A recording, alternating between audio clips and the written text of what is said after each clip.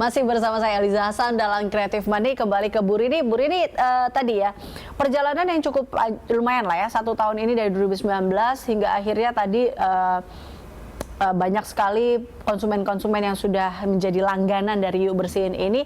Ini awalnya tuh masih ingat nggak sih Bu Rini berapa karyawan yang dipekerjakan di 2019 sampai sekarang? Ini ada penambahan nggak? Berapa banyak? Ya, betul ada penambahannya sekali. Kami berangkat dari 2 orang cleaner. Saya sendiri juga membantu di segala bidang karena memang kami belum banyak staff ya di awal-awal. Tapi setelah berjalannya waktu, alhamdulillah kami sekarang sudah lebih dari 15 staffnya.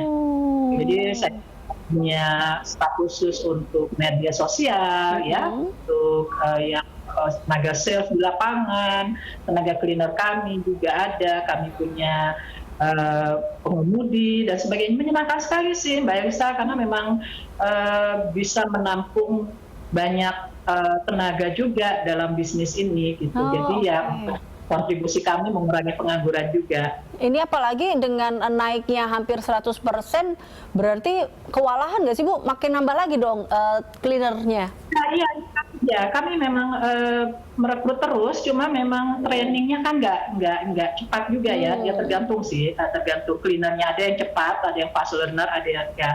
Tapi kami sangat berhati-hati untuk merekrut karyawan. Yang kami tanyakan pertama kali adalah, kamu mau sekolah nggak? Mau melanjutkan kuliah nggak?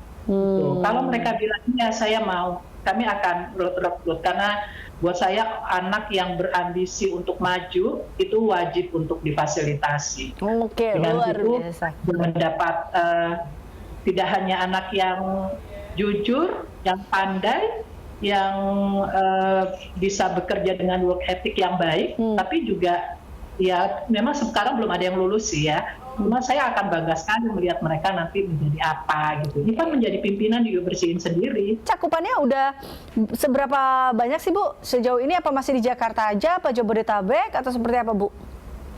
Ya, kami cakupannya di Jabodetabek. Kemudian kita ada juga di Kerawang. Kami memang ingin membuat perluasan usaha ya ke beberapa lokasi. Sedang kami lihat juga paksa pasarnya di sana. Kalau misalnya nanti setelah pandemi ini ternyata memang demand-nya sangat tinggi juga di daerah-daerah, kami tidak menutup kemungkinan untuk membuka di sana. Gitu. Sekarang sih sedang kami observe juga sih. Kira-kira wilayah-wilayah mana saja yang kita bisa mulai membuka cabang. Oke. Omset kira-kira berapa ya Bu? Ya lumayan lah. Sekarang sih untuk perusahaan yang baru mulai sih sudah bisa lah untuk menggaji karyawan, untuk ada keuntungan untuk berkembang juga untuk perusahaan. Dan sudah di atas ya 500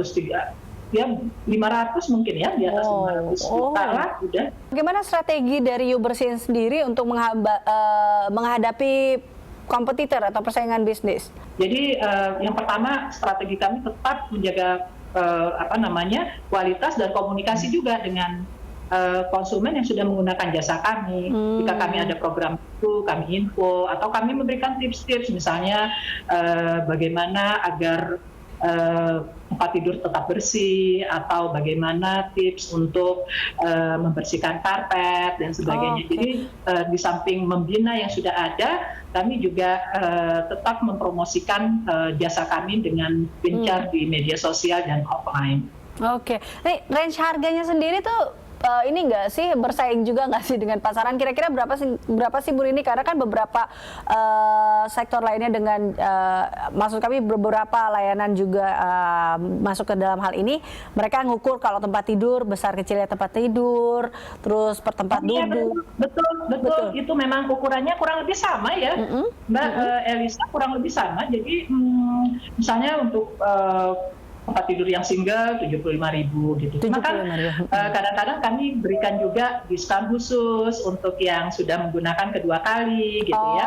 Atau selalu ada hal-hal yang kita buat menarik lah sehingga konsumen tuh tetap ingin menggunakan jasa kita gitu. Jadi seperti diskon misalnya kemarin waktu pandemi kan kita tahu tiba-tiba banyak yang penghasilannya menurun gitu kan, harganya juga kami sesuaikan, jadi kami beri diskon yang lebih besar. Ini banyak juga di jasa bersih lainnya mereka malah menaikkan harganya karena mengingat bahwa mereka harus menambah dana untuk tadi memberikan pembelian APD kepada si cleanernya, masker. Jadi ada uang atau alokasi dana yang lebih ke situ. Jadi hingga akhirnya dananya dinaikin. Tapi Anda lebih memilih untuk memberikan diskon yang besar, dalam arti kata malah diturunin harganya nih. Kenapa nih? Kenapa Anda memilih itu? Itu menjadi salah satu strategi bisnis juga kah atau seperti apa?